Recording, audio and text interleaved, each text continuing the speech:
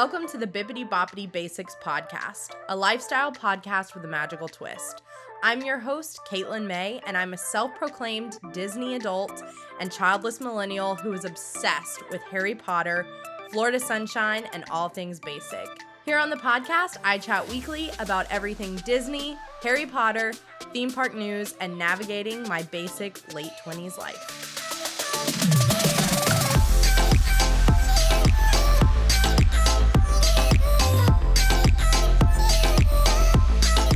Hello, Magical Basics. Welcome back to the Bibbidi Bobbidi Basics podcast. My name is Caitlin, and if you're new here, welcome. Quite recently, it's been a very eventful time. Lots of things going on. Definitely ramping up into my busy season. So because of that, I have a little bit of an announcement. It's kind of sad, but this is actually the second to last episode of season 3.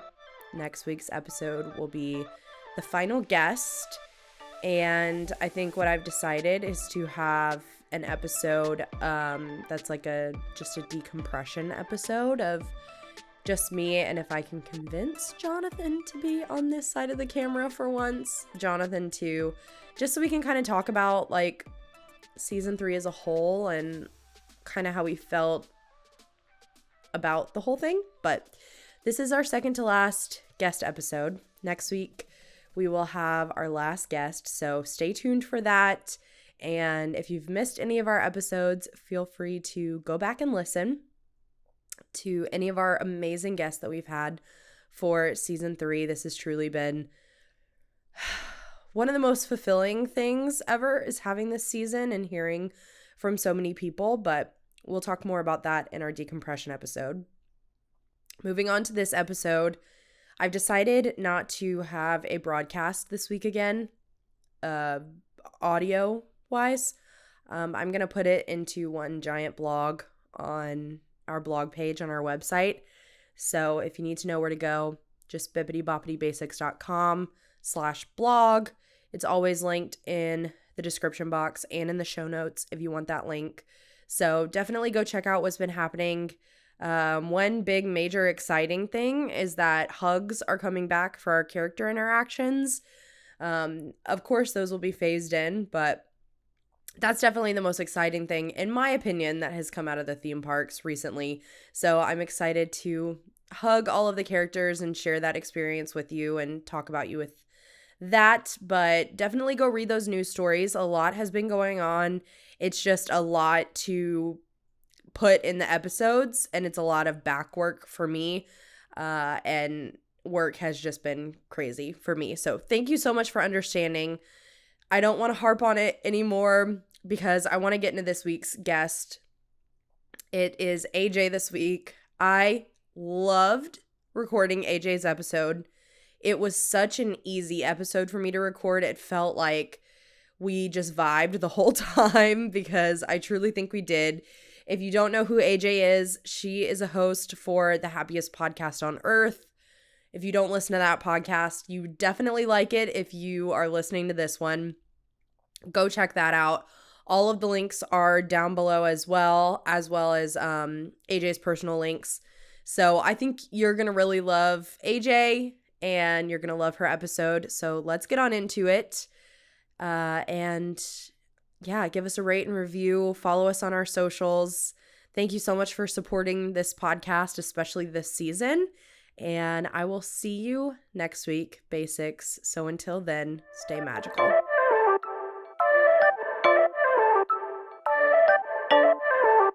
Hello, Magical Basics. Have you been thinking about starting your own podcast, but you don't really know where to begin? I completely understand, because when Bibbidi Bobbidi Basics first launched, I felt the same exact way. Thank goodness I had Anchor to help me. If you've never heard of Anchor, it's the easiest way to make a podcast. I know what you're thinking. Katie, is it really that easy? Oh, it is. So let me tell you how. First, it's completely free. We love that. There are creation tools that allow you to record and edit your podcast right from your phone or computer. And then Anchor will distribute your podcast for you so it can be heard on Spotify, Apple Podcasts, and many more platforms. You can even make money from your podcast with no minimum listenership. It's literally everything you need to make a podcast all in one place. So download the free Anchor app or go to anchor.fm to get started. Thank you so much to Anchor for sponsoring this episode.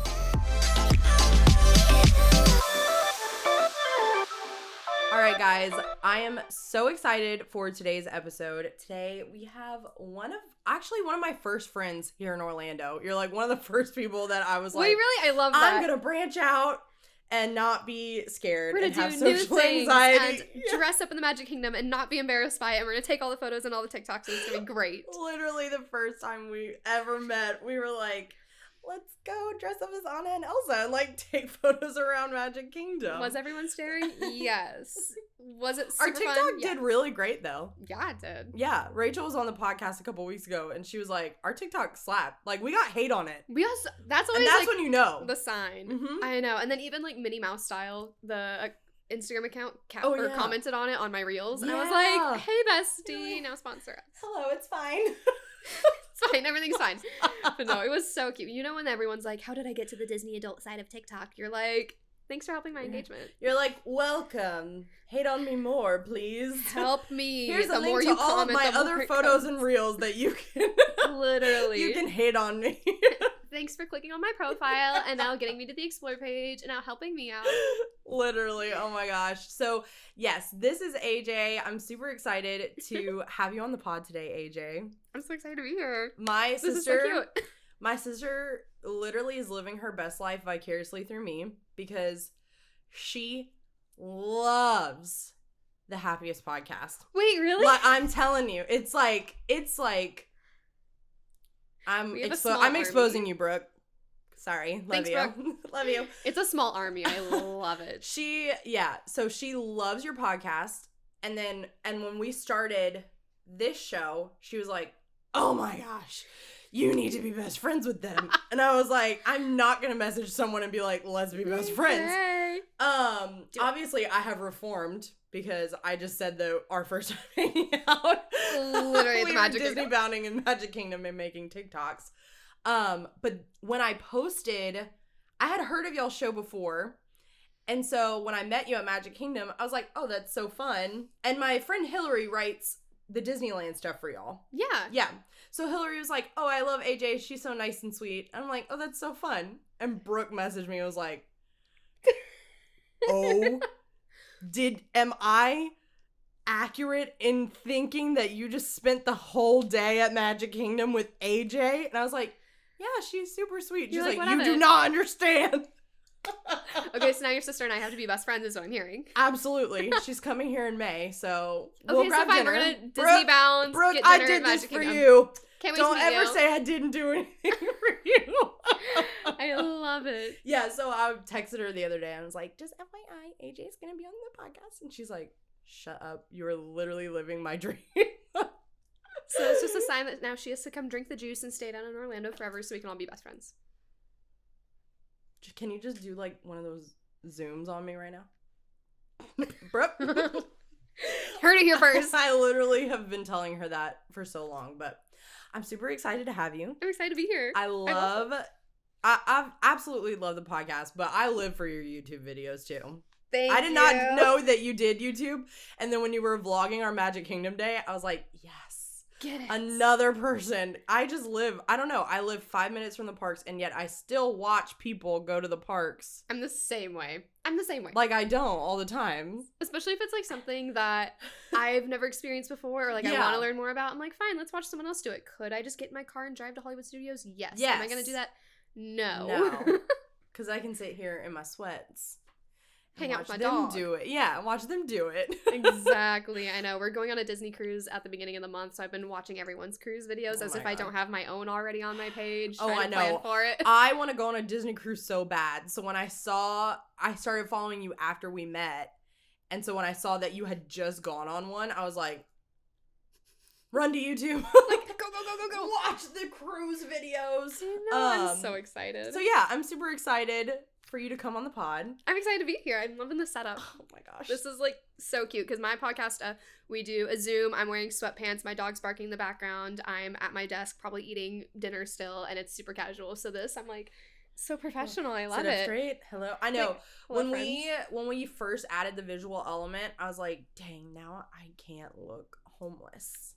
Literally. Because I was looking homeless. I'm like painting my nails. I'm putting on face masks. I'm eating dinner. Yeah, under eye patches. I'm like ice rolling while we're recording. I'm like, hey. It's literally how it goes. Sometimes the boys will text me. They're like, are you doing homework right now? And I'm like, yeah, your segment's boring right now. Sorry, guys. Gotta get this work done. Not into it. Let's hope the listeners are. Like when I hear my name, I'll come back. From me. Literally, especially when there's like 6 of us recording at a time. It's like tonight, our episode that we're recording, we have I think 9 people on because we're doing a huge game. Oh yeah, so that's gonna be fun. I can't even imagine recording one like that in person, but virtually. Zoom and I are very well acquainted. Your editor, he's Corey, a saint. I love you. He is a saint. He is. Because really is. I have learned to edit. It's the worst thing that has ever happened to me. I know, and sometimes I feel bad. He'll complain. I'm like, what's wrong with you? And now that I do YouTube and stuff, and he's like, 10 minutes is like an hour of editing, blah, blah, blah. And I'm like, no, it's not. And I'm like, oh, I understand now. I get it. So every time I'm like cursing and he has to put the Mickey laughs on top, I'm like, sorry, Corey. Sorry, Corey. Sorry, Corey. Hey, Corey, at 13:03, can you make sure to bleep this out? Thanks. You're like, I said this and I don't want. Can you just cut it this? Yeah, literally. The amount of times I've been like, hey, I said this and I definitely should not have because I like my job. Can you cut it? Yeah. Sorry. Yeah. Also, side note, we can cut this out. But if that happens today, just let us know. I'll let you know. Don't you worry. I'm trying to be better at not edit that out. Sacrificing my job for the sake of content. But, we're still learning. I don't blame you. So I know we've talked a little bit about, like, what you do and things like that, and that's just how we met. But elaborate on that. Who is AyJay? For people who don't know or who don't listen to the show or watch you, quick intro. Quick intro. Well, hi everyone. So I moved down to Florida 4 years ago to do the Disney college program, drank the juice, stayed forever, and in the midst of all that, made my Disney Instagram as one does. Yes. I would say that was probably one of the most basic things I've done, but we'll get to that later. So I ended up doing the Disney college program, stayed forever, left the company for a while to go play college softball at UCF, and then came back to the company March 2020. Yeah, so, what a time! Yeah, what a time! Got my dream entry-level job as a concierge, did my first week of training, COVID came and just said, see ya. And so I've been with the company for 2 years, but I've been out of the company longer than I've been in it, so that's fun. Yep, just celebrated my 2 years. And so, yeah, I got called back in May, and at this point I had really, like, honed in on content creation. I was starting my YouTube channel, like, TikTok was something I was playing around with, mostly just me taking photos and trying to feel pretty and trying to put myself out there, because that's really what I use content for, is to make me get out of my house. Same. Yeah, which is how we became friends. Exactly. I'm like, push me out of my comfort zone so that I get internet validation. This is what I'm here for. Thank you. And relatable. So, literally, I went to Kilimanjaro Safaris for my displacement for a few months and then back to Concierge. Which, that's a great place to be put at. Right? It was the best. Like, literally in my interview to come back to the company, they're like, you're never going back to Concierge because we don't have enough, like, space for it. We don't have enough people, blah, blah, blah. So pick your new role. By the way, nothing in Hollywood Studios or Animal Kingdom is available. So I was like, okay. We went through Magic Kingdom. Nothing sounded good there. Going through Epcot. Maybe something here or there. Going through ESPN. And then halfway through, she was like, Kilimanjaro Safaris just opened up a role. Do you want it? I was like, don't tell me anything else. Click it, get it before someone else does. We're like, yes, yep. It was perfect. That was such a fun role. And then literally I got the call like 2-3 months later to go back to Concierge. One, they were sticking me at Pop Century rather than Yacht Club, which was my original home resort. So I'm already like freaking out because of that. And then they were taking me away from Kilimanjaro, so I'm like crying in my coordinator's office. I was like, I'm on the phone with Disney and they want me to go back to Concierge. And he was like, that's what you want. I'm like, I don't know if that's what I want. I was a total lunatic. I got on my truck afterwards after saying yes, and I was like crying into the microphone set. I was like, I'm sorry, You're guys. Like, look at these zebras. They're so pretty, and this is the last time I'm ever gonna see them. Like, it was so bad. Oh my gosh. But it was so fun, and I love that role so much. But I really like fit into Concierge so well, and Pop Century is really my home. Mm-hmm. I was so terrified of it at first because, you know, it's a value resort and there's a bazillion people there and you hear these horror stories, but I wouldn't have it any other way. She is my baby. I love Pop. It's, oh my gosh. I live for that resort. It's such a cute resort, and like the renovations are really well done, and it has such a cult following, which cracks me up. So it really does. It does. Like, you get the people who are die hard, who will never stay at another resort ever in their entire life. You would have to pry them off of Pop, like, by their cold dead body. Or you get the people that have never been to Disney before. Yeah, and just picked it because it's a value resort. Exactly, which that's really fun too as concierge, like being able to educate them on all the craziness that is Disney, being able to help them and troubleshoot their reservations because they've never been to Disney, so everything is messed up, and you're like, let me fix it for you, make your vacation perfect. So that's really fun. I just really love that job. And then, yeah, content creation on the side. Happiest podcast on earth has been really, really fun. Been doing that for a few years as well. And yeah, I probably seem like a crazy Disney adult to all my friends back home, but I don't care. Nope, living our best life. Living our best life, exactly. If you complain about us, it's because you're mad that you ain't us. Exactly. Sorry you don't live at a theme park. And you're still stuck in Tri-Cities. What? No. I didn't say that. I love it. Relatable. No, I was telling John that the other day. I was like, I think my favorite part about living in Orlando now is when I tell people that we live in Orlando, they get jealous. They're like, sunshine, theme parks, tourism, and I'm like, yep, my backyard. I went home for my sister's wedding last week, and everybody's like, where? Because it was Mardi Gras. And they were like, where are you now? I was like seeing everybody from like my hometown, and I was like, I live in Orlando now. You're like, I live and they're 5 like, minutes from Disney. Yeah, they're like, what? I'm like, I've never felt more validated than coming home and being like, yes, live in Orlando now. Yes, and it's always the people that, like, at first they're all doubting you, like, oh, Disney adults, blah, blah, blah. Then those are the ones that hit me up saying, hey, I'm coming to Disney. Do you have free tickets? Facts. And I'm like, not for you. Bye. Bye. Always those ones. Or, yes, like, even it now. really is.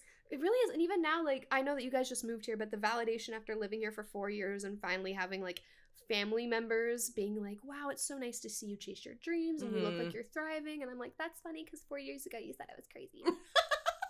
Oops. But no, it's always a good little, they've seen the light that I saw when I first moved down here. I feel like we've definitely gotten comments from that, just like, oh, your mental health looks so much better. And I'm like, that's what sunshine and magic will do. Yes, exactly. Sunshine and magic, baby. That's what we're here for. That's what happens. So let's get to the heart of your Disney love. I would love to know your favorite Disney film and why. Ooh, Hercules, hands down. Hands down. I live for Hercules. I don't know why. Like, as a kid, it wasn't even my favorite. Like, I used to be able to recite the Incredibles films word for word. I was a psycho. And then I do love that film. It's so good. So good. I haven't seen it in so For some reason, when I got to college, though, like, I really just stuck to Hercules. And I would be up at my old college watching it in bed every single night, crying my eyes out because didn't live in Orlando, no mental health. And so I just, like, Hades, my boy, relate to him, love him. He is my favorite. Meg, if I was a Disney princess, I would just be like, sorry, no, I'm going to be Meg. Be a Disney goddess instead. I love her. I loved Hercules as a kid. And then I feel like you, as I got older, I just gravitated more towards it. One, because Meg is like one of the only altos. And as a child of collegiate choir and an alto too, we have no main characters, okay? None. You're like singing the boys' parts in Newsies because you just want to feel literally, like, I'm not breaking my vocal cords. Tenor 1, and I'm like, this is an all-boys version of Danny Boy, but I'm here too, so hello. It's fine. But Meg, she be rocking that alto voice, and I appreciate that about her. But the first 5 notes of I Can Go the Distance reprise, every time I cry. I'm thinking about it, and I want to cry. Especially in Happily Ever After. Stop, I was just thinking that. When it gets all silent, and then you just hear just the first 5 notes, and I'm like, I literally want to cry right now. Like, I'm like unwell. Unwell.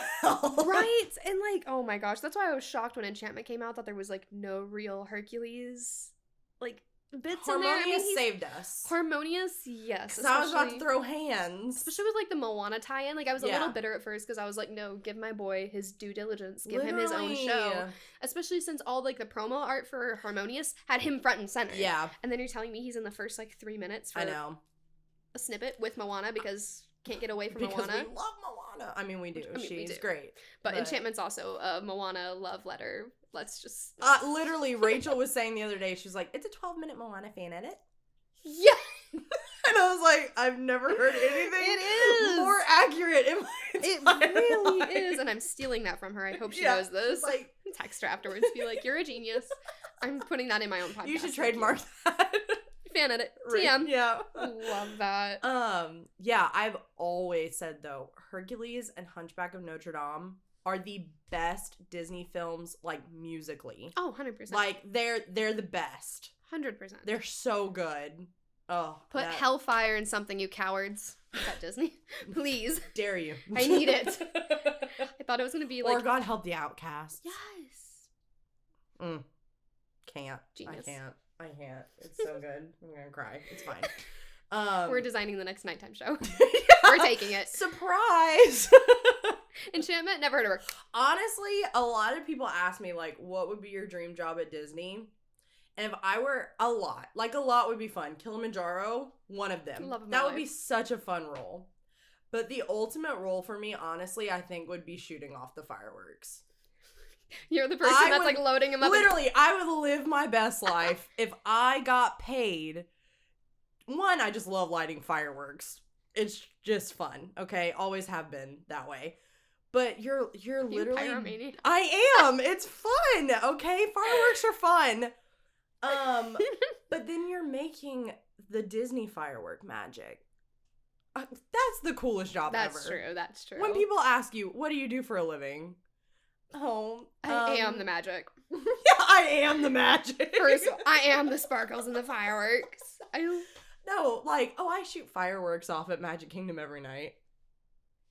You make a living doing that? That's amazing. Yes, sir. That pays your rent. Or, like, I love the people for Harmonious that get in the little boats and they go to all the ones on the outskirts, like, getting them prepped. We were at Epcot the other day, and my aunt's like, are they okay? Like, what are they doing? Are they trying to fix something? I was like, they're getting the fireworks ready, just you wait. And she was like, fireworks right there? No, there's no way. That's too dangerous. That's right next to us. You ain't ready for it. She was shocked. The first time we watched that show and that part happened, I was like, overwhelmed. Crying. Overload. Sensory overload. Screaming, crying. Screaming, crying. Literally. So, I love that Hercules is your favorite because now all of your stories about trying to find those Hercules puzzle piece pins makes so much more sense. I've spent way too much money on pins just to find Hades. Hades, like, Hercules, love him. Hades is, like, the real love of my life, though. Like, I just relate to him on a spiritual level. That's fair. And it's the amount of money I've dropped trying to find Hades pins. And people will always be like, wow, I love watching your stories when you open up the mystery packs. Like, you have so much emotion. I'm like, I have emotion because I didn't get Hades. Yeah, because I've been trying to find Hades for 4 months now. Literally, I'm like, I just spent $23 on a pack of pins, and not a single one of them I'm going to keep. $2,000 on pins alone trying to find Hades. Yes. And I usually have pretty good luck with pins. I don't know why. But it's always the ones that I, like, really, really, really want that all of a sudden I have no luck You need to go with her. John, I think, is magical. Magical? Yes. So we're going to find all the pins together. All of the magic pins that I pick, duds. We don't want any of them.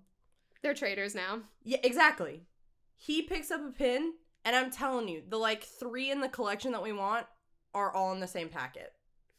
I don't know how that happens. He's like, you're welcome. Literally. He's like, very methodical about it. He'll, like, look at the rack and be like, this one, and like pull the 5th one inside of the row, and he's like, this is the one we want. And I'm like, I trust you at this point. Like, he's okay, like, I got the good vibes. Okay. This is it. And I open them up, and I'm like, yep, here's the Little Mermaid pin we wanted. Here's the Alice in Wonderland pin we wanted. Like, 3 for 3. All of these. Should have played baseball. John picked half of them because amazing. Yeah, because he has the magic touch. So maybe we can find Hades. There we go. I'm going to bring you along next time I'm going for those Hercules puzzle pieces because I've gotten it's like those 3 megs. Wait, it's like the pigs that find the mushrooms. What? John was telling me the other day that they have special pigs that sniff out truffles. Like the really expensive mushrooms that everybody loves. pigs find them, and people will like own a pig that smells truffles and like make their money with their like truffle pig. John, you're our truffle pig. You are our Disney pin truffle pig. I need to get you a hat that says that, pin truffle pig. With like ears on. Little oink oink. It's got a little curly Q in the back, little tail. I'm making you one that's where you can trade your pins off. The pin traders are gonna read that like, yeah. You're a what? You like go to the conventions and you're like truffle pig hat. What does your wife think of you? You're a pig? Okay. I'm dead. Oh my gosh. I love it. So we love magic of all kinds on this podcast, but especially Harry Potter magic. This is a controversial subject. Are you a fan? I am a very big fan. Okay, good. I'm a very, We very, can still very be big friends. fan. No, I am a very big fan. The problem is when you ask about the Hogwarts house. Wait, why? Because when I was a kid, I was definitely a Ravenclaw. I was a wannabe Slytherin because I always loved the villains. Like, that's my thing. I love villains. But, like, I was definitely a Ravenclaw. Now that I have left high school and all of my will to live and my will of education is gone, like, I am a through and through Slytherin. And so I brought that up on the Happiest podcast one day, and one of the boys, Andrew, he just got so invested. He's like, you cannot be both. You are one. You are a Ravenclaw. Like, if you were that when you originally did Pottermore, then that's what you got to stick with for the rest of your life. No. And I was like, no. No, I don't Absolutely agree with not. that. No, I agree with you. I don't agree with that at all. I think so a lot of the personality tests that I had to take in college, because I studied behavioral science, we were like required to take all of the personality tests that you would with your clients. And it's funny because they made us take it like freshman year in intro to psychology, and then senior year in like whatever you specialized, you took the same round that you did freshman year, and you got to see like how you changed in that 4-year progression. Exactly. You're a whole different person. Exactly. And so I think like Hogwarts house, because I mean it's basically just like a personality test. It is. It really is. I think that is like, I think you're right in thinking that too. And I also think that you can have like how you have like sun and moon and rising zodiacs. I feel like you can have that for Hogwarts houses as well. Oh, 100%. Or even just like wings in your Enneagram. Because like a lot of the things, like John and I are both Ravenclaws, but he is very much like a Slytherin moon, and I'm a very much Hufflepuff moon. Oh. So like we're very different Ravenclaws, and yet we're in the same house. Yeah. You know? So Like I agree with your theory. Well, I don't agree with your when you put with a your kid co-host. into a house, a personality test house, basically at the age of 12, it's a self-fulfilling prophecy. So, Yeah, of it's course gonna be- those kids are always going to be Ravenclaws, always going to be Gryffindor, because you're taking them in these formative years and being like, Right. you are ambitious and cutting, you are loyal, and and you are and of course that's how they're going to grow up for the rest of their life. Meanwhile, I was not putting that in high school because I went to a public school in the middle of Washington. So, I got to become a new person. Yeah. And now I'm a Slytherin. I relate to that. No, I love Slytherins. I think they're great. Slytherins are some of my faves. They're some of my faves. Ravenclaw at heart. Yeah. Back in the days when I cared about academic validation. So I respect that. You are Ravenclaw, but you identify with your Slytherin half.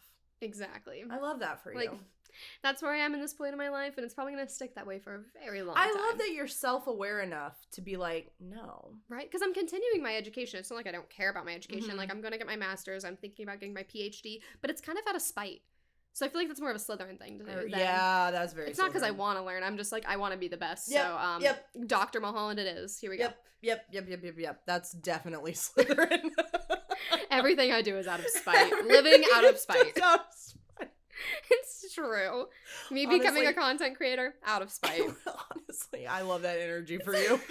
If it gets me out of bed in the morning, out of spite. And we're doing it, and it's going to make me successful, and it's fine. I really love that energy for you. I'm really jealous of that. Thank you. My therapist does not agree with me. Let me live. Literally, like, sorry, Nestor. If it gets me out of bed, who cares? You can't control me. Okay, so I'm very excited to hear your rapid fire answers now. All right, let's that go. we've learned a little bit about the Hades and the Slytherin. It's gonna be great. Let's see if I can make up my mind. I'm very indecisive. So, like I said, if you just want to skip one, just be like, nope, skip. And This is then like we a can game try show. and get we can try and get through as many as we can. Okay? 2 minutes. Do you like Snow White? Yes. Okay. Favorite Disney sidekick? Ooh. Mushu. Saddest Disney death? Oh, offensive. That is offensive. We're gonna go with Ellie, of course, from Up. Oh my god. Favorite Disney ride? Ooh, Space Mountain. Favorite Harry Potter couple? Ugh, none of them. There's no. Okay, we need to circle back to that one. Jonathan, make a note. Oh god. If you could have any country added to World Showcase, what would it be Greece. and why? Greece, Hercules. Are you kidding? The food, the looks, the character meet and greets. Come on. Those of you who have been listening for forever, you know why this is monumental to me. If you got a Harry Potter related tattoo, what would it be and why? Ooh. Get the Elder Wand. I don't know. I just thought if out of the Deathly Hallows and stuff, like that's what I would want. Least favorite Pixar film? Ooh, Toy Story. Disney song that gets stuck in your head? Happily Ever After doesn't really count. I'm gonna go with the film one. We're gonna go with Almost There. Ugh. Favorite quote? I'm a damsel. I'm in distress. I can handle this. Have a nice day. That one for sure. Favorite Disney park? Ooh, Epcot. Yeah, Epcot. Favorite Universal park? Islands of Adventure, 100%. Least favorite Disney song? Ooh, Zippity Doo Dah. Favorite Harry Potter character? Draco Malfoy. I love him. This one I feel like I shouldn't ask, but I'm gonna. Favorite Disney villain? Hades. Yeah, duh. That's why I didn't want to ask it. We already knew, but it's fine. First Disney film you remember seeing? Ooh. Remember seeing? Mm-hmm. Let's go with Incredibles. Okay. I have the worst memory. What Harry Potter character would you want as your best friend? Can I answer? Yeah. Draco Malfoy. Oh, we can be more than friends, baby. It's I was okay. about to say, does that count? Because, if we're not gonna be enemies to lovers, let's just be friends to lovers then. Fine. It's fine. It's fine. Okay. I would love to know I can't even remember now. What was the question? I told you to remember. Harry Potter couple. Oh, yes. Let's unpack that. It's a lot. I feel like we're in therapy. Let's unpack that. So AyJay. anyways, because I see myself no, I'm just kidding.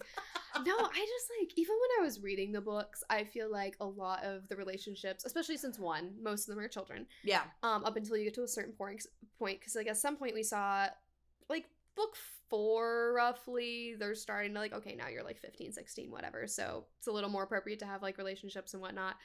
But some of them just felt so forced. Yeah. Like, even Hermione and Ron sometimes, I was like, did he have to say that? Did she have to act that way? Yeah, and the In my head, films they just don't make sense. were even worse. Even worse. Because we lost a lot of that context. Especially since, like, as a child, I saw myself so much in Hermione. Her going for Ron, I was like, I wouldn't even want her going for Harry. He's stupid. Like, agreed. There was no one at Hogwarts that would match her, first of all. But yeah. I don't know, just so many of the relationships seemed very forced, and or there were things that, like, they'd hint at that then nothing would ever come to fruition of it. So, my favorite couple doesn't even last, and that's Neville and Luna.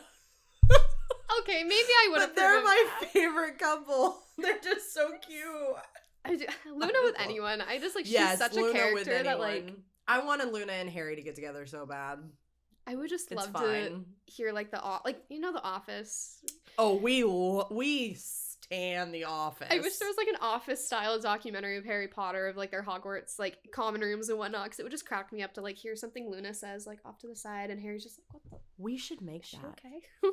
Please, can we? That's how we become famous. There we go. It's the girl on TikTok that does the Noble House of Black. Have you found her? Yeah. We do that. Miss Utah? Yes, we do that. I love her. But it's shot like The Office. It's just The Office. I'll have to send you, there's these 2 boys on TikTok that do like lawyer skits, but they're lawyers for people within the Harry Potter universe.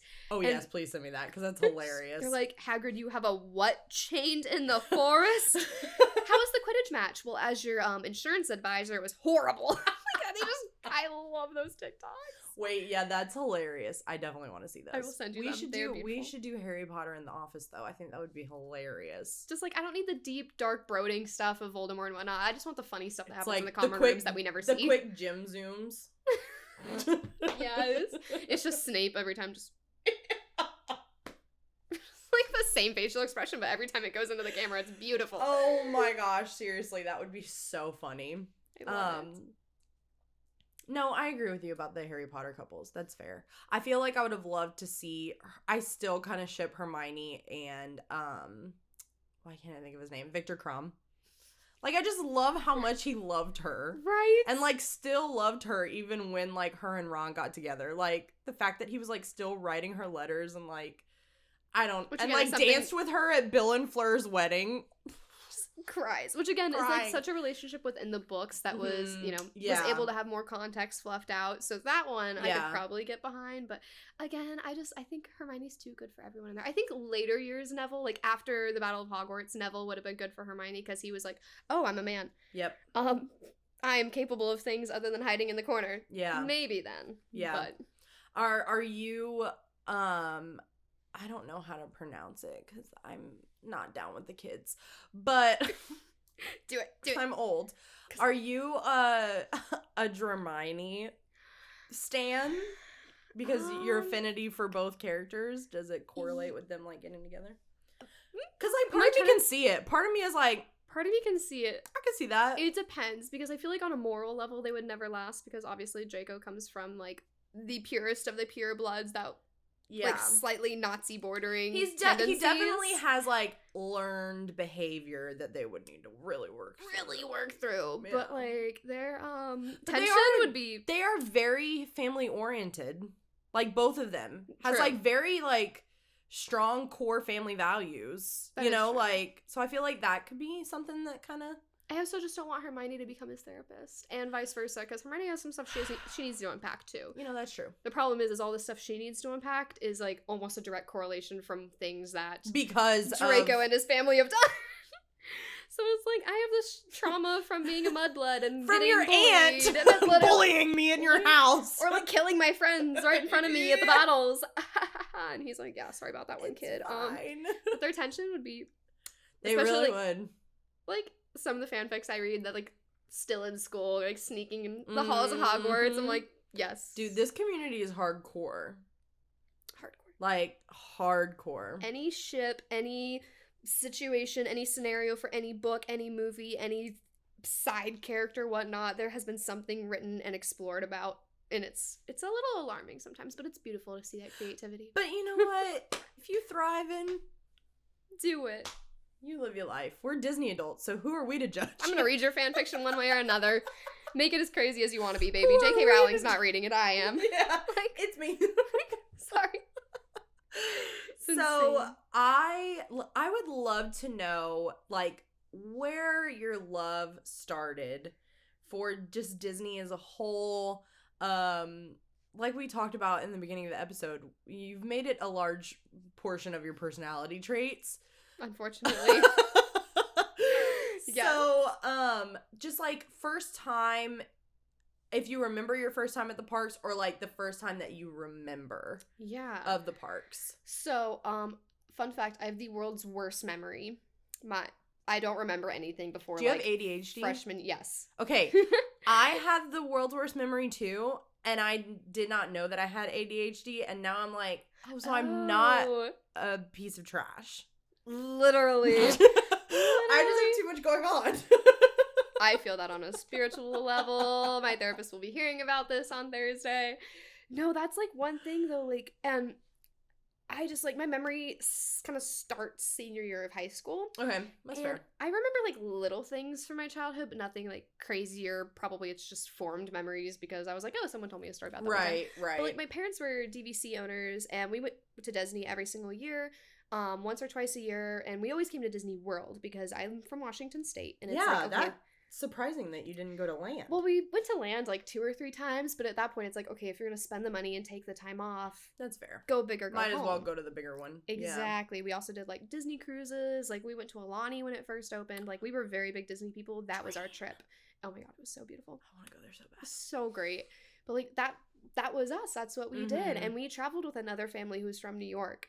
And, like, family of 4, 2 kids, about the age of my brother and I, and we would travel together every single year, and it was great. And so, like, that's nice that you, like, had a built-in, like, Disney friend. Exactly. Yeah, that was super really nice. fun. And, like, we did everything together, and so I feel like that's where, like, obviously my love of Disney started, but I never saw it as, like, a career or even a job, which is, like, such a privileged thing to say. Like, the people loading me onto this ride are not people. Like, it's just, like, for me, it was just magical. Like, I didn't think about the logistics. I didn't think about, oh, this sweatshirt's going up in price because of inflation. Like, having to run it as a company. It was just a place where, like, your dreams came true. Exactly. At the risk of sounding cheesy.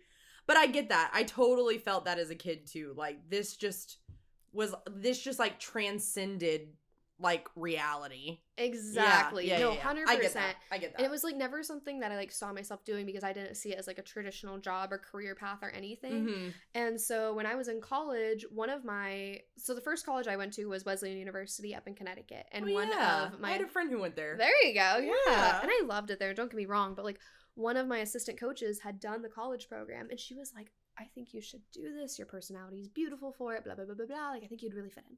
And I was like, okay. Well, we were in Florida, actually, for spring training games, and I had my interview there, and, like, for the college program, and I thought it went well, not great, blah, blah, blah. I ended up breaking my ankle, so I couldn't play the rest of the season. Rip. Yeah, it was bad. And so I ended up knowing that I wasn't going to play the rest of the season and that I was going to be out for months and months and months, and then I'd have an extra year of college for my red shirt. So I was like, okay, fine. I can take time off to do the Disney college program if I get in. Lo and behold, I got in. And so I did that, and, like, 3 months into it, I called my mom. I'm like, hey, so I know this is, like, my first real job ever, so I shouldn't be basing my entire career off of this, but I'm in love and I'm staying. How do you feel about that? And, like, my parents were super supportive. Like, my personality and, like, all of that really ties into the same morals and whatnot that Disney does. So it worked out well. But now, like, most of my memories for Disney are from the last 4 years rather than my whole childhood. And sometimes I think my mom gets upset about that because she'll hear me on the podcast. They're like, oh, do you remember this ride? I'm like, I was either too young or I don't remember or I wasn't born yet. Sorry. My mom's like, you've been on that ride before. I heard your episode. You said blah, blah, blah, blah, blah. You've literally done that 1,000 times. That was your favorite when you were a kid. I'm like, you're like, sorry. I can't remember. I have no idea. I don't know. But yeah, it's like, that was like, it was really just like, it reminds me of my family. Like, The Incredibles, the reason I was so obsessed with it is because we all dressed up as them for Halloween one year, and then it kind of stuck. But yeah, I don't know. It's just, it's so family oriented, especially for my family in particular. So I don't know. I think when I did my college program, I was at kind of a weird spot in my life, and it felt like home. So that's why I drank the juice and stayed forever. Fair.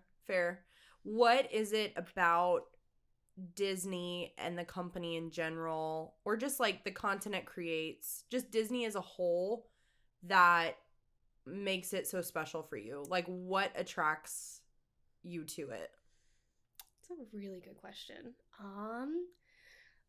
From a cast member standpoint, what attracts me to this company in particular, because I have worked for multiple other hospitality companies since, getting into this industry, is that Disney's always wanting to go the extra mile for guests and is always empowering their even frontline cast members to go that extra mile.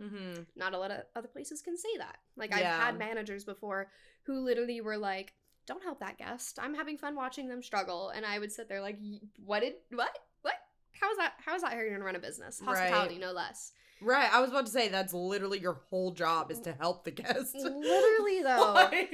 It was. And so Disney, I think because I feel so empowered as a frontline cast member most of the time, that's kind of what sucked me into it for a company standpoint. Because I could go to Universal right now and get a higher paying job and a higher ranking job than the one I have now. Yeah. But I wouldn't be happy there, genuinely. Yeah. And some people are, like, great for them. But for me, I know that, like, my personality fits with them. Very happy, bubbly, never taking no for an answer to a fault. And then, like, their content that they produce, too, like, it makes me so happy to see, especially now that Disney is actively trying to diversify their characters and their portfolio even. Yeah. Like, it makes me happy that these little kids that come into my lobby are actually being able to see someone that looks like them and acts like them. Exactly. Goes through the same struggles as them, whether, like, Turning Red has multiple kids with diabetes in it, and you can see their little, like, diabetes patches. And I literally had a kid at my front desk the other day being like, look at mine. It's, like, from the movie. And I was like, crying. I was crying. Literally, it was so beautiful. And, like, Disney has a lot of work to do in that department. Don't get me wrong. Like, they are so far from... They are on the uphill climb, though. Exactly. They really are. Like, it's very far from actually representing the community that it caters to. Yeah. But it's getting there. And that makes me happy. And seeing positive change like that helps me become more invested into the company, not only as a cast member, but as a consumer. Because if they were stagnant, that would just rub me the wrong way and I would go. Yeah. But they're trying. Yeah. They're trying to listen. They're trying to be better. Yeah. So. I love that. So, do you think that kind of ties into... Okay. I always sound like a broken record because I ask the same thing every week. But these last 2 years have been very divisive. Okay. Just these last 2 years in general. I mean, it's always like there's always been people with differences. There's always been different walks of life coming to the parks. But I feel like a lot of the things that have been pushed to us, like as far as content, social media, has been very like polarizing you against people who think differently. But Disney is like the one place where you are being brought together with people that don't look like you, don't think like you, aren't from the same place as you, and yet we all love and feel the same emotions at the parks. What do you think that secret sauce is? I don't think Disney's found that secret sauce. 'Cause yes, I agree that like people from tons of different walks of life, whether it be their race, their identity, their income, even things like that, are able to come together and experience the parks the same way. Disney, like I said, still has a very long way to go to be able to include all of those people, whether it be within the content that they create or the sensitivity of like the training that the cast members get to interact with those people. And even like you're pricing out so many different types of families with the bottom line that Disney's making for itself because of the price jumps. So it's going to get to a point where you're going to like take out most of your clientele because they can't afford to come and or they're having to wait years and years and years to come, so they can't enjoy that magic, and then it kind of puts a stain on the magic. So yes, I think Disney with the content is getting better at being able to include everyone, but it still has leaps and bounds to go to make it feel as magical for everyone, whether it be because of a guest with possibly a disability or because they don't see cast members that look like them or act like them, or you know, we're not going into the front desk trauma dumping. Like no one's going to know the story of mine is going to be the same as theirs. Right. I think there's still a long way to go from a business standpoint to make everyone feel included, feel represented, feel absolutely as magical as they can. I think Disney, because they're pricing things so much higher, needs to really focus on that content and focus on the product that it's creating, because if you keep pricing something this way, the product needs to also go this way as well. Because if your product stays here and you're pricing it up here, you're going to put a stain on it immediately. Yeah. Whether you're a well-off nuclear family or you're someone who's coming off for the first time, right? Probably the last time. Saved for 10 plus years. Exactly. For this, yeah. Either way, it has a stain. So I'm thinking Disney's like they're trying to do both at the same time, like bring up their bottom line while also providing magic, but they're trying to do one a little too much, and it's that bottom line. So I think they need to really hone in on that secret sauce. If Disney called you tomorrow and said, what is the biggest suggestion that you would give to us to achieve that, what would you tell them? Ooh. I think the most I'm like that little laugh, you're like well, next. Well, like what I'm trying to think of something that like I hear, because like at the front desk I hear the good, the bad, the ugly. Right, which is why I asked, because you really are the front line. It really is. Like you're in the nitty gritty here. Okay, it's quite the time. You're not the character attendant. You know, you're like exactly like you're getting paid to hear the qualms. Yes, I am there to write the comment that's a book long about everything that the guests loved, hated, adored, like despised, blah blah blah. But like the biggest complaints I get are crowds, which I think is a little biased because we did have COVID and because the parks crowds were here when they should be up here. Yes. And so that's a little bit biased. But Genie Plus right now is really the one that people are like, that face. And like, because it's a beast. One, it's expensive. I mean, $15 per person per day. Some people are like, oh, that's just the cost of a drink. Okay, well, some people can't afford that cost of a drink, and or they have multiple kids who also need that Genie Plus, and that's per day. Yep. Or they're coming in from the UK, and so they stay for 14 days, and it's hundreds and hundreds of dollars to maybe have it work, because the other thing is it's not user-friendly. And I think Disney's really gone away from having user-friendly interfaces because it helps them out on the business side, which I get it. Genie Plus and park reservations, from a business standpoint, brilliant. Yeah. Absolutely brilliant. Like, whoever thought of that, congrats to you. I hope you got a raise. Yes, exactly. $15 per person per day. Like, you better have gotten a raise. But, like, the thing is, it's genius from a business standpoint, but it's lacking the visuals from the consumers, and it's lacking that here's what the guest is actually going to experience per day. I'm a concierge. I should know everything about Genie Plus. We just got another training on it a week ago. It's been out for, 4 or 5 months? Yeah. And we just got a new training on it. It wasn't an update. It was a training. Because not enough people know how to use it, even the front lines.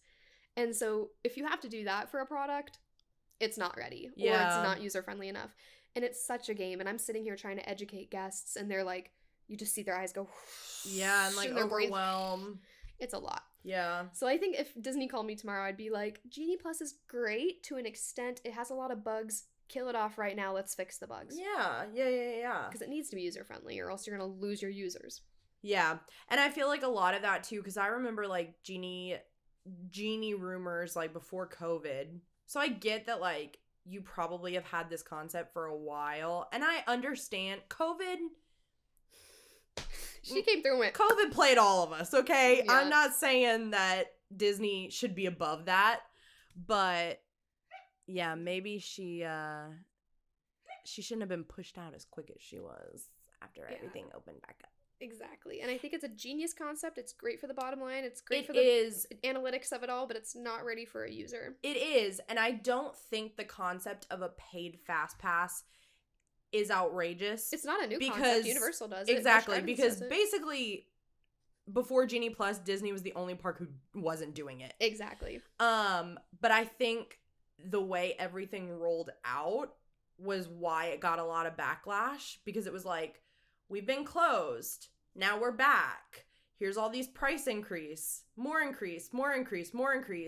Park reservations. We still don't park reservations. We still don't have Fast Pass. Oh, now we do, but now you pay for them. Yeah. After what, like 4 or 5 cycles of park increases when they first so like I feel like timing was definitely not their friend. Oh, definitely not. And I totally understand that it's no longer Fast Pass, because if they brought back Fast Pass in its original form and made you pay for it, the uproar, I think, would be greater than it is for Genie Plus. Because you're taking something that used to be free in its original form and slapping a sticker on it? No. Right.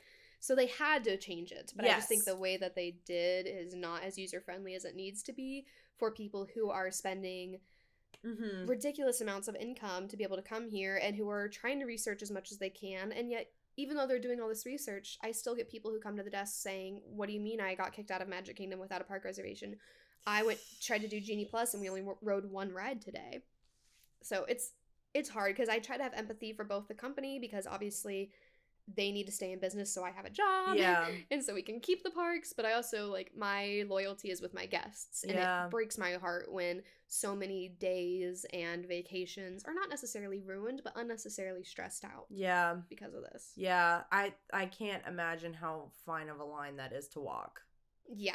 And it's rough, especially when it's that line of, okay, do I educate this guest, or are they just venting to me? Yeah. So that's another, like, learned skill from Concierge. Trying to differentiate that tone. I'm like, do you want me to teach you everything there is to know, or do you want me to just sit here and go, yes, ma'am? Yeah. Yes, ma'am, I understand. Oh, 100%. I totally agree with you. You're not getting your money back, but I agree with you, yes. I feel like 75% is that. Yeah, that's the vibe I get. Yeah, and they'll let you know really quickly if you mess up. If you're like, well, actually, here's how, and they're like, no. Yeah. That's not how. And I'm like, you're right, sir, you're right. Yep. It's not how. Let's just keep talking to me. Keep talking while I'm typing. You keep going. So I would love to just hear more about, obviously the podcast is a huge portion of your life. I would love to know kind of like the little origin story of the pod. Yeah. Give us the little, I mean, it doesn't have to be that little. Give us the like cliff notes of the happiest podcast on earth. Happiest podcast on earth. Behind the scenes. Yeah, so when I did my college program, this was in 2018, I did a cast softball league, which was super, super fun. Oh, that's fun. It was, oh my gosh, it was so great. The guy that organized it, his name's Jarrett. He was the one that founded the podcast. We became fast friends.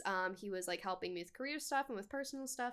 And he ended up having to like move back to his hometown for some like personal reasons. And he is not my age, first of all. His college program was in 2008. Mine was in 2018. And that's like that with most of most of the hosts. Wow, I just brain farted there so bad. That's like it with most of the hosts. I am the youngest one, so that's really fun because we come from all different situations. That is nice, though, because it gives perspectives. Exactly. Yeah. So, like, he left his job as a leader and has been for 10 plus years with Disney to go home. And he was like, I miss it. Let's start a podcast. And I was like, no. Let's start a podcast. No. Let's start a podcast. No, I'm good. Let's start a podcast. Okay, fine. I will do one episode with you guys.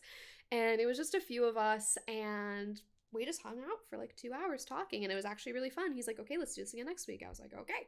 So then we did it again, and then again, and then again, and then we bought mics, and then we brought on real hosts, and then we had Instagram, and then we put it on Spotify, and then this, and it just like started blowing up. And Jarrett gets so much credit because he is really the businessman of all of this. Like, he's got us the beer that's in our name. He's got us the coffee. He's got us all the sponsorships. Meanwhile, I just sit there and show up and I'm like, hi guys. Hello. It's AyJay. Welcome to Happiest Podcast on Earth. And like, I'm just the talent. Literally. And Jarrett does everything. Literally. And then Corey, he came in as well. Him and Jarrett were like roommates. So he came in and was doing all of our editing. And then Hunter came in and he's like our money man and all this stuff. And then we found some other girls because I was like, hello, I'm the only voice here. Somebody else can join me. I need help against the boys. So Jarrett found a few other girls, which was really nice. And one of them's still around today, Mel. I owe her my life. She is the best. And also it's kind of fun because all of us are cast members. Me and Andrew are the only ones that are still around here in Orlando, which is really fun. But it's still cool because like we get to hear all about like attractions, entertainment, concierge, like leadership, really cool. Frontline, blah blah blah. And we also just like to have a good time. And we play a lot of games, we do drafts, like we're doing our March Madness bracket right now for animatronics, which is really, really fun. It's just a really good time, and we did not expect it to blow up the way it did until we did. Yeah, y'all have gotten a lot of traction. Yes, it's been quite the time. Like, we have our own Patreon, we hit 1 million downloads a month or two ago, so it's blowing up for sure. We weren't expecting that, but once we realized it was going to, we're kind of like, okay, nose to the grindstone, let's go. Right. Let's go. Right. So it's been really fun. Jarrett, if you are passionate about podcasting and want to help out a friend, you like hit me up. Hello. Literally, it's insane. It's a little monster. It really is. No, and that's so fun too because I feel like the best things become successful like that when you describe what you just did. Like, people that I was friends with before, I had in common, we hung out for 2 hours, we had the time of our life. Like, that's when you know. It's very validating to see that, like, get the traction that it has, because that's when you know you're in the right thing. Exactly. You know? Like, we did a podcast trip in January. This was actually the first time I met Mel in person after 2 years. That's amazing. Like, Corey and Hunter, I've hung out with them, like, on and off maybe twice for, like, an hour each. Like, we spend all of our time on Zoom. But we had our cast trip, and people were flying down to come hang out with us. And we were taking up Atlantic Dance Hall, and we're going across the world with, 20 people. And, like, that was really validating, too, because then our DMs are flooded, like, dang it, I wish I could be there. Or, wow, I love you guys, blah, blah, blah. Like, we even have a Discord chat right now, so we have, like, all of our closest Patreon besties where we just talk every single day. And it, like, blows my mind sometimes when I step back, and I'm like, oh, me talking into this mic. Not very professionally, apparently. But me just talking to this mic with some of my friends has turned into a community. Actually connecting with people that you would never have crossed paths with otherwise. And it's insane. And, like, sometimes it's cute because, like, I'll introduce myself and I'm like, yeah, I got a podcast, blah, blah, blah. And people are like, oh, you have a podcast? Cute. What's it about? And I'm like, Disney. And they're like, oh, cute. And I'm like, yeah, it has 1 million downloads. We make money off of the podcast. Toss. I'm like, we get an income. We have a fan base. We have sponsorship. We have a beer. Would you like a beer? We have coffee. Like, and you're going to sit here and talk to me about my cute little podcast? No. We work too hard for it to be a cute little podcast. I love the, like, eye contact you had with that Fires close-up. me up. Can we make a gif of her doing that? No. Her fighting the camera. It's fine. But, like, that stuff like that. Even with, I mean, and you totally understand that with content creation and all that, like, or even just moving down into Orlando, there's always that perception of, oh, cute, or oh, that won't last, or oh, that's just for giggles, blah, blah, blah. It's like, no, I can make a career move and have it not be in my hometown. Oh, 100%, because if there's anything that you can learn about just being on the internet in general, is that someone out there is gonna like what you're producing. Exactly. Like, even what we were saying with, like, our reel that we made that got hate, like, we were joking, like, oh, that's how you know we made it, because it got hate, but, like, that is still propelling us forward. Like, so even just people who, like, hate on your stuff, or, like, because I even saw, like, some of the Reddit threats, like, they were like, oh, Happiest Podcast on Earth is having, like, a meetup at Disney. Like, even you making a, and, like, part of me sometimes, yeah, literally, part of me sometimes wants to comment and be like, bro, it's not that deep. You talking bad about this creator on Reddit is just giving them more traction, because the people who don't know them, who are on this thread, are going to their Instagram and, like, looking. I don't think they were hating on y'all. I think they were just like, oh, did anybody see that, like, they were doing a big meetup? But I was like, LOL, AyJay. Well, there was even, like, I had this reel on Instagram. It was me coming back to the company. It wasn't content related at all. It was me coming back to the company. It was like a picture of me crying, a picture of me crying, a picture of my separation letter, and then a video of me coming back, putting on my name tag. Got like 4 million views on Instagram reels, and literally hundreds and hundreds and hundreds of hate comments of people were comparing me to Hitler because I work for Disney. I was like, what? You're like, thank you for saying that. First of all, it's not true. But second of all, it got 20,000 extra views because you put that on there. Literally. Thank you. And, like, at first, I was like it was killing me. I was deleting all the comments. There were some I would respond to just because they were like uneducated or just plain old mean, and I was like, bro, like, done. Can you not? Like, can you not, please? And then it got to a point where, like, it made me grow, like, by thousands and thousands of followers, and I was like, oh, okay, maybe I'll let the hate comments stay on. You're like, hate on me more. Literally, I let the hate comments stay on there for, like, commenting on hate comments. You're like, I know, I'm so sorry I'm living in your head rent-free. Like, but thank you for helping my engagement. Aren't I just the worst? Literally, Disney adults. Tell me all the reasons why you hate me. Literally, please list Make them separate comments. Comment by comment. Hey, everyone, like the comment that you agree with the most about why Disney adults are the worst. Literally. Oh my god, now I want to get another hate reel just so I can do that. I was about to say, now I kind of want to make that like a, what do you hate most about Disney adults TikTok? I'm like, that would blow. Literally, people are going to be like, blah, blah, blah, blah, blah, blah, blah, and you're like, engagement. Yes. Thank you. I know. I let the hate comments stay on there for like 2 weeks while the post was still gaining traction, and then I deleted them because mental health is more important than a post. That's fair. Literally, and then it blew up again like a few months later, just out of nowhere, and I was like, here we go again. And luckily You're this like, time I'm it was Hitler on again. It's fine. Thanks. Luckily this time it ended up on the right side of Instagram, and it was people from like randomly people near my hometown, which is a little spooky because I think because it says my hometown in my name tag. Maybe the artificial intelligence was like Tri-Cities. I'm like, no, like people I've never met before. But yeah, it was like so funny. Even like I had a Red Robin name tag on one of them because I found out I was getting laid off while I was working at Red Robin, and all of a sudden one day randomly 15, 20, 30, 40 comments being like, is that a Red Robin name tag? You work at Red Robin? Dude, I work at Red Robin. I was like, why am I on Red Robin TikTok right now? You're what is like, happening? If you would have watched the TikTok to its longevity, you'd know that I'm no longer there. We are not. I did my 6 months there and I quit. Thank you for scrolling too fast. Yeah, thank you. Oops. But yeah, it was quite the time. So, one thing that I gotta know. That scares me. Did you grow up next to Edward Cullen? No. Rude. The town I'm from is about 5 or 6 hours from Forks. It's about 4 hours from Seattle. I was in the middle of nowhere. I was in the desert. I thought this friendship was going to benefit me, and now it's just not. No, it's not. I live in the middle of nowhere. There's more tumbleweeds than people and more wineries than tumbleweeds. Tumbleweeds? Yeah, I live in the desert. Tri-Cities, Washington, middle of the desert. It's where the Hanford nuclear site is, where they built the atomic bomb, so we all glow in the dark. A lot of radioactive I'm sorry, material that out there. was a lot all at me. It really all is. at once. My brain's still... Wait.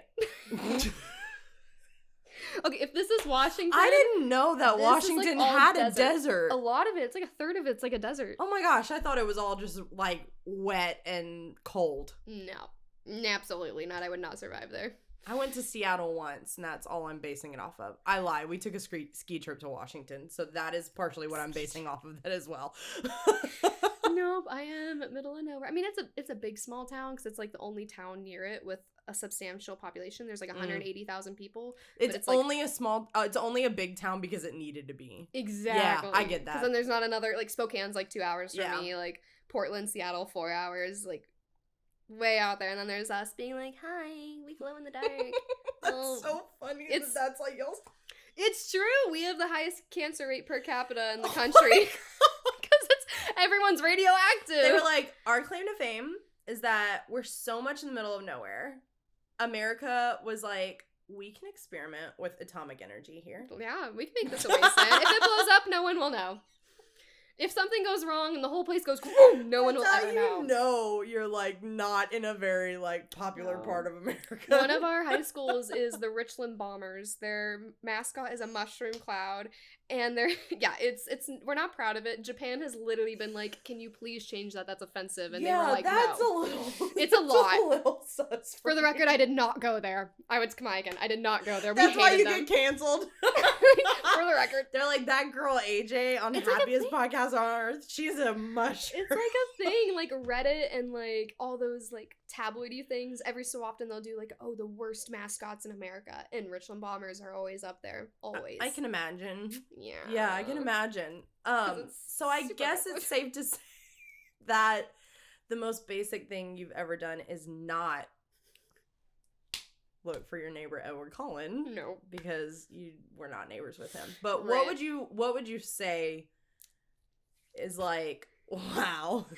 The most basic thing I've ever done, Disney-wise, drinking the juice, staying here forever, making the Disney Instagram, becoming a Disney influencer. Fair.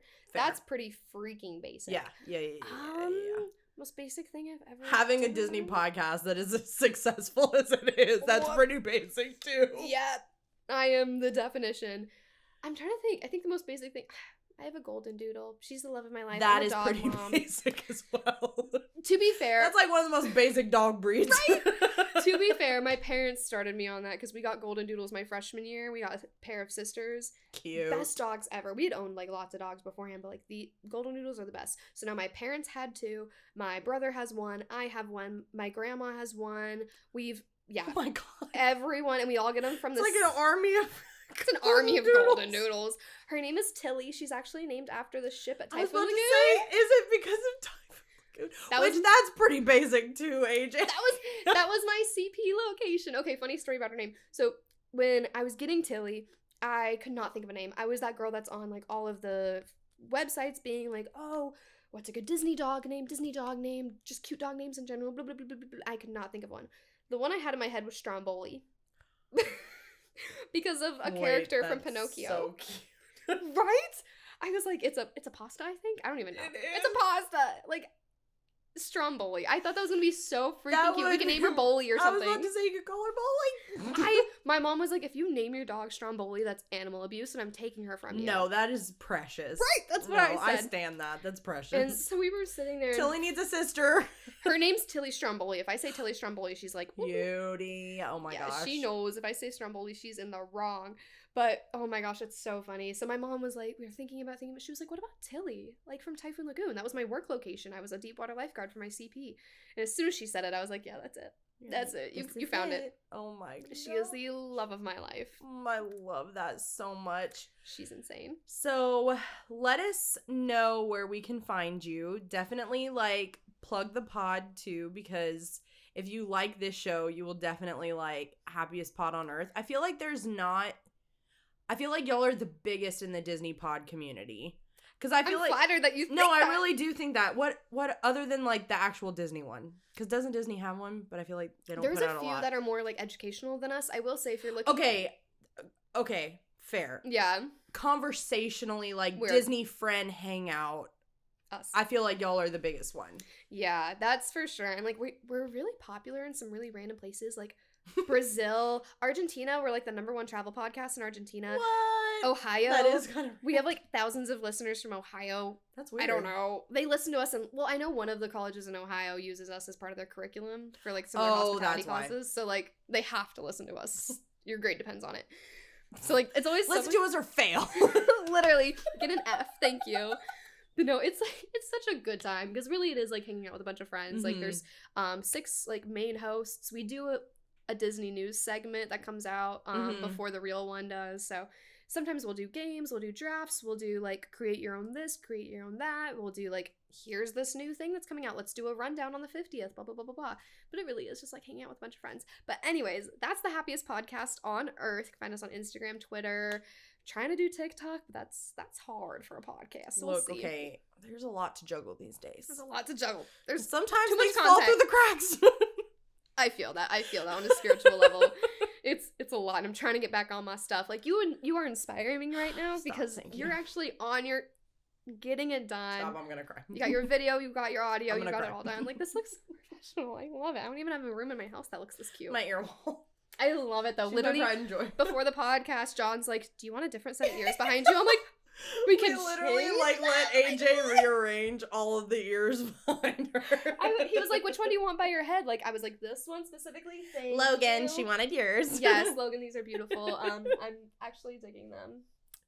I'm trying to buy these freaking ears, but her shop is so popular, it's almost impossible. You gotta like wake up early. Your fingers gotta be on the refresh button like 5 minutes before her shop opens. You gotta already have this stuff like in your cart. It is. It's Hunger Games out there. It's a time. If I could whistle, I would do the little thing. I'm not even gonna try because I'm probably gonna crack. I'm gonna embarrass myself. Oh my goodness. But yes.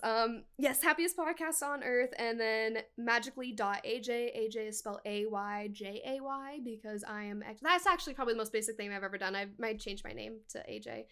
And then I couldn't just stop at AyJay. No, okay. Not legally yet. Don't tell my mom that. Wow, that's impressive. Yeah, my real name's not AyJay, and then I just threw a bunch of Y's in there out of nowhere to seem cool. So yeah, that's probably the most basic thing I've ever done.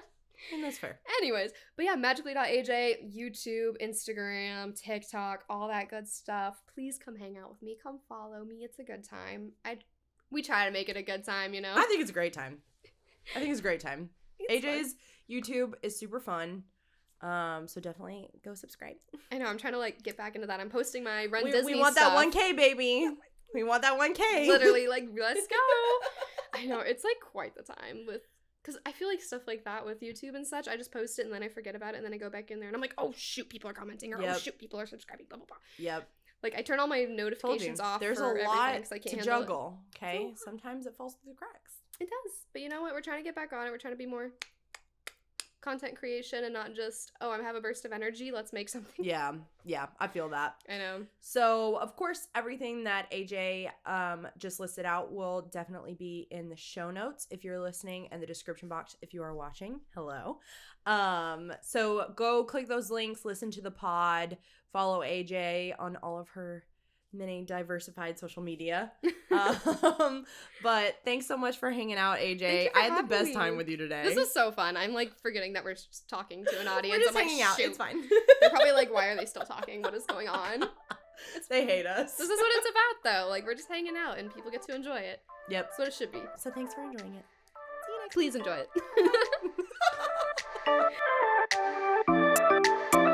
Thank you so much for listening. I hope you enjoyed it. Be sure to follow the pod and let me know what you thought of today's episode. All of our links are in the show notes and description box down below. And if you're listening to today's episode, please give us a rate and review, and don't forget to include your Instagram handle to be featured as our basic of the week. If you're watching on YouTube, hit that subscribe button and ring the notification bell. I upload new episodes on Wednesday and other videos for more Magic Mondays. Thank you so much for tuning in, and I'll see you next time. Until then, Basics, stay magical.